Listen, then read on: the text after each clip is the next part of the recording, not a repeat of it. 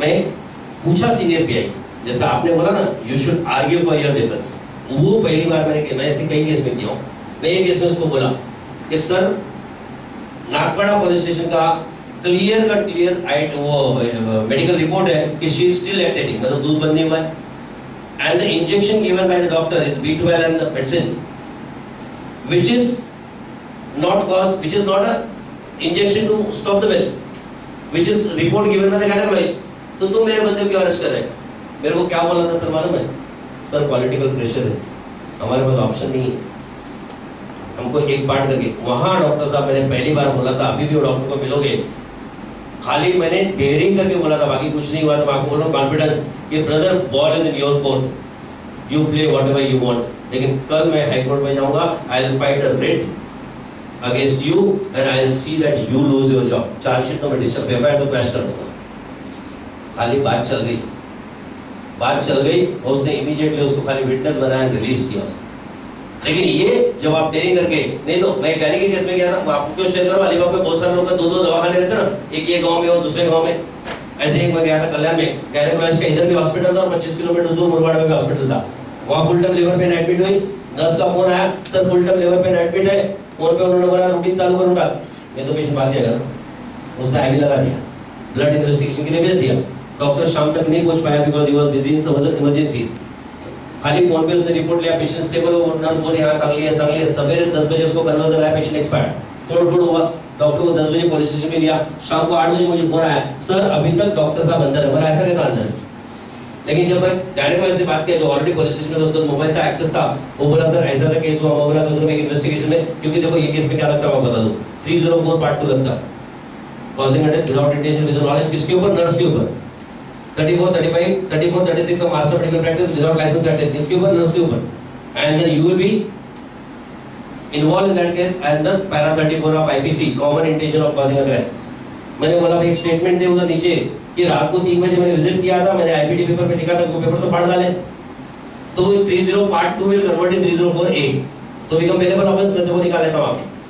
And बोला sir आप कैसे भी करके, मैं 12:30 बजे नेक्स्ट डे पहुंचा था वहां मुरबाड पुलिस स्टेशन। मुझे अभी भी मालूम है, मैं आप लोगों को क्यों सिखा रहा हूं, ये आप कर सकते हो। मैंने कुछ जादू नहीं किया था सर, मेरे साथ 15 कंसल्टेंट थे। मैं जब इसके केबिन में घुसा सीनियर पीआई के, खाली नाम था पाटिल। मैंने एक ही क्वेश्चन पूछा था, पाटिल साहब तुम्हें माना मानसाला अरेस्ट का केलं? मेरा कार्ड रखा, देखने के बाद उसके आगे तो बात नहीं करता हूँ। बोला अरेस्ट कुठे केलं सर? मैं बोला माझा एफआयआर घ्या तुमचा अगेन्स्ट मध्ये। बोला कशाला? बोला 26 तास झाले तुमचा कस्टडी मध्ये आहे, पेपर दाखवते, लोग दाखवते, it is wrongful detention of a person. Ball अपने कोर्ट पे आ गया, साहेब तुम्ही सांगा आता कसं निघायचं। फिर मैंने देखा को पेपर हाईलाइटेड केस था, 4 बजे लेके गया, 4:30 बजे बाहर लेके आया। लेकिन मैं आपको रियलिटी बताऊं क्या हुआ था उस केस के अंदर, that female was having HB of 2 ग्राम और 4 आईवी फ्लूइड जा चुकी थी। फोनवर रूटीन चालू करूंगा, ऐसा मत करो, you are playing with the life of people, that is best. And the last slide about the criminal code, ध्यान से सुनना, बहुत ही इंपॉर्टेंट स्लाइड है। मतलब मैंने आपको बोला कंज्यूमर कोर्ट में डरो मत, मेडिकल काउंसिल में डरो मत। अब मैं आपको बताता हूँ पुलिस से क्यों नहीं डरना, बताओ नहीं बताओ सर? बताओ। अरे वो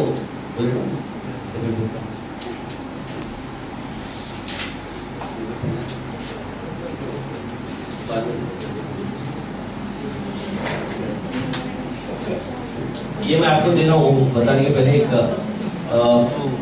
बुलेटिन में आपको दे रहा हूँ, साथ में एक फॉर्म है। मेरा एक रिक्वेस्ट है आप उसको फॉर्म कर दो, क्योंकि मैं अभी शॉर्ट टाइम में आपको सब नहीं बता पा रहा हूँ। लेकिन हम लोग क्या करते हैं, एसएमएस के द्वारा, ईमेल के द्वारा और फोन के द्वारा आपका नॉलेज अपग्रेड करते हैं लॉ में, क्योंकि हमारा एक ही मोटिव है कि आप कॉन्फिडेंटली प्रैक्टिस करो।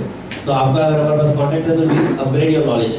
तो एक 5 मिनट लेके इसको भर के दे देना, क्योंकि जिनका पेपर आएगा वो बुलेटिन हर क्वार्टरली फ्री आएगी, जिसके अंदर मेडिकल नॉलेज है और एसएमएस और लेटेस्ट जो अपग्रेडेशन न्यूज अपने सुप्रीम कोर्ट के जजमेंट्स हैं हम कंटिन्यूस भेजेंगे। वो बुलेटिन आपको दे देंगे, आप उसका खाली फॉर्म भर के किसी भी बंदे को दे देना, 5 मिनट लगेगा, भर के दे देना, आपके फायदे के लिए। और ये बस जाते जाते 2 मैं खाली केसेस बता के जाता हूँ, क्योंकि एनीथिंग गेट डिसाइडेड, मुझे 2 मिनट में खाली केसेस बता दूँ। Anything get decided supreme court become a law. मैं आपको ज्यादा नहीं बताऊंगा, पूर्ण वर्मा से क्रॉस पैथी बैंड हो गई। मैं एक बहुत ही, मैं मधुमक्खी के छत्ते में पत्थर मारने जा रहा हूँ, ध्यान से सुनना, बहुत डेंजरस चीज बताने जा रहा हूँ। मुझे मालूम है इसके बाद भी कितने आर्ग्यूमेंट होंगे, मुझे मालूम नहीं, लेकिन मेरा काम है, मैं यहाँ आया हूँ तो बता के जाऊँ आपको। फिर आप मानो नहीं मानो आपकी मर्जी, आर्ग्यूमेंट करो तो मेरे बाप का कुछ नहीं जाने वाला, लेकिन तुम्हारा नुकसान मत हो, क्योंकि मैं बहुत सेंसिटिव पार्ट को टच करने जा रहा हूँ। फिर मैं एग्जैगरेट करके बताऊँ कि नॉर्मल में बताऊंगा, फायदे के लिए बता रहा हूँ। पुनः वर्मा का केस आपको मालूम है, क्रॉसपैथी बैंड हो गई, homeopathic can not right allopathic drug, allopathic can not right Ayurvedic drug, Ayurvedic can not, Ayurvedic can do both the practice. BMS and BMS people are allowed to do both the practice, but they cannot write homeopathic drug. But to warning to my Ayurvedic people, warning to my Ayurvedic people, for them GR says they can do modern medicine of practice in which they are trained in. मैं आपको बताऊं वो law को कैसे हम लोग interpret करते हैं। 10 साल पहले का कोई डॉक्टर है BMS और आज आर्टिमिथर लिख के दे रहा है और पेशेंट का डेथ होता है, तो कोर्ट में क्वेश्चन आता है कि आर यू ट्रेंड इन आर्टिमिथर? वो तो लेटेस्ट ड्रग है, आप समझ रहे हो मुझे बता रहा हूँ। खैर उसको भी हम बचा लेंगे, हमको मालूम है लॉ में क्या चल रहा है, लेकिन बी केयरफुल। हाँ, मार्टिन डिसूजा के केस, एक अभी जो रीजन आया था, ये 2-3 रीजन ध्यान से सुनना, 2010 में आए हुए अभी लास्ट ईयर। मार्टिन डिसूजा के केस दो धारी तलवार है, मतलब पहली बार कंज्यूमर कोर्ट में, क्योंकि डॉक्टर के अगेंस्ट में डॉक्टर राइटिंग में नहीं देता था एफिडेविट, आपको मालूम है ना, ओरली डॉक्टर के अगेंस्ट में बोलेगा लेकिन लिख के नहीं देता, लेकिन पेशेंट इसीलिए केस लूज करता था because there was no support देना। इस केस के बाद में court has been given a power to of a committee opinion, मतलब अगर पेशेंट कोर्ट को बोलता ना मेरे को कमिटी, मेरे को ओपिनियन चाहिए, तो कोर्ट गिव्स। नाउ 2 जजमेंट ध्यान से सुनना। वन इज मनचंदा का केस, इसके बाद पहली बार इन्फॉर्म्ड कंसेंट का चलन हमारे कंट्री में है। इन्फॉर्म्ड कंसेंट, तो आपका जो नॉर्मल कंसेंट है ना, नॉर्मल कंसेंट लेते ना हम लोग, सारे कंसल्टेंट लोग लेते ना, it is waste of paper,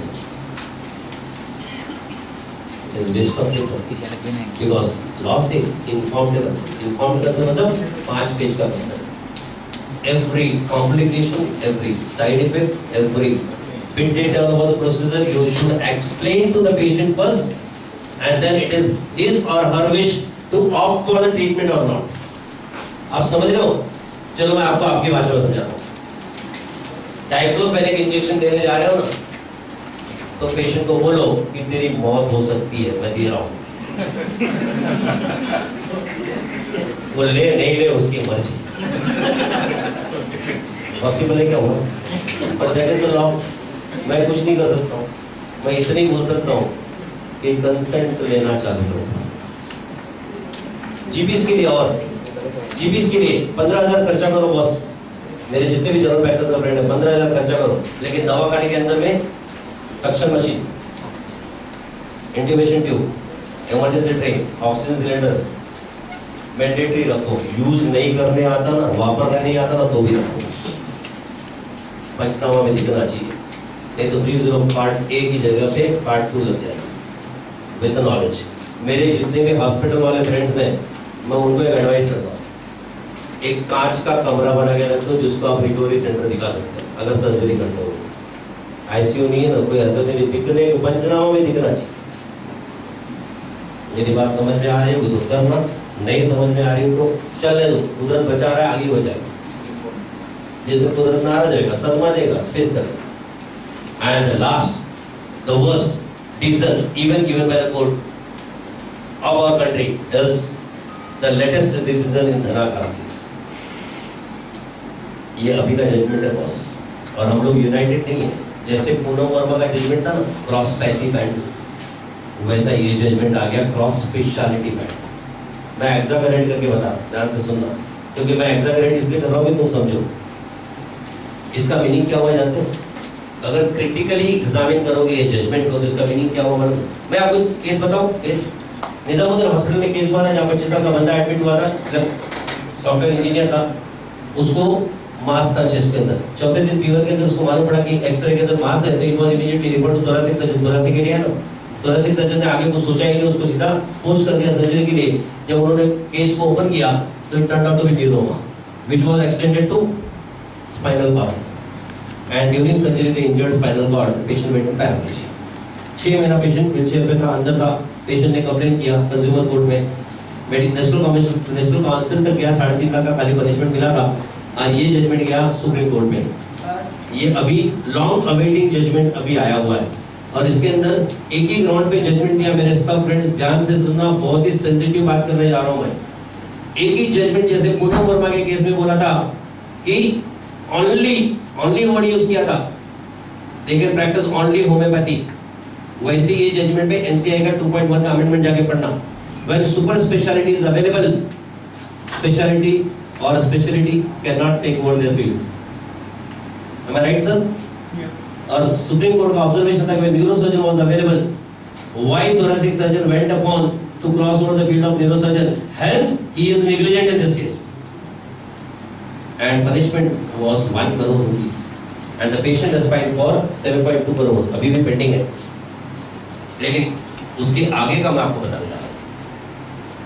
supreme court का एक पॉइंट है उसके अंदर, जजमेंट पढ़ना चाहते हैं कि in such a cases where cross speciality practices has been indulged by the doctor should be prosecuted criminally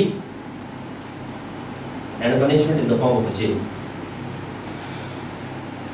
अब मैं आपको सच्चाई बताऊं, इस जजमेंट को अगर वर्ड टू वर्ड, इसके अंदर बहुत सारे फ्लॉज है, जैसे अवेलेबिलिटी का उन्होंने वर्ड यूज किया है, तो माइक्रो इंटीरियर्स पे अवेलेबल नहीं रहते, लेकिन ये सब डिस्कशन का पार्ट है। लेकिन वर्ड से हम लोग प्ले करते हैं बोर्ड पे, लेकिन मैं आपको रियलिटी बताऊं, MD medicine has become a general practice. MD medicine का ब्रेड एंड बटर क्या है?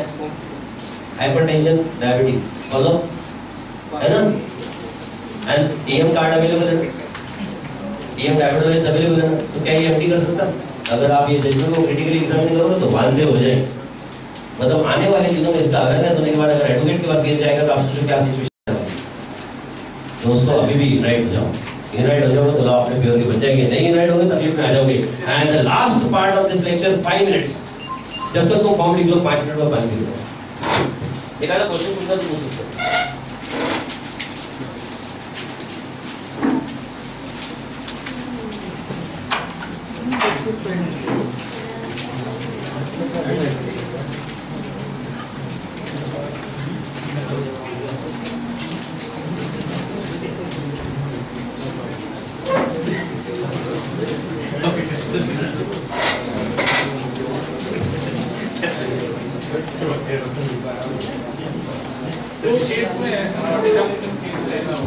मैंने जब पढ़ा था उसमें लिखा था कि they said that neurosurgeon was available and he was just standby.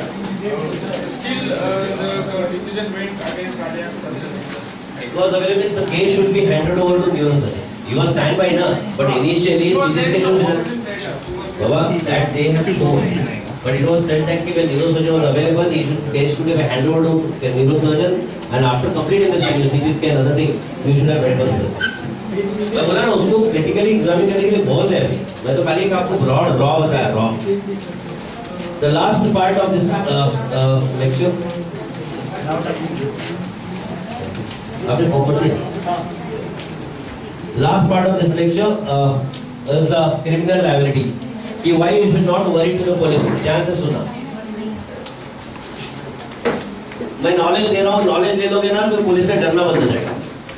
मतलब क्रिमिनल कोर्ट में क्यों डरना नहीं, सिविल में मैंने बता दिया, इंडेमनिटी है, मेडिकल काउंसिल में बता दिया।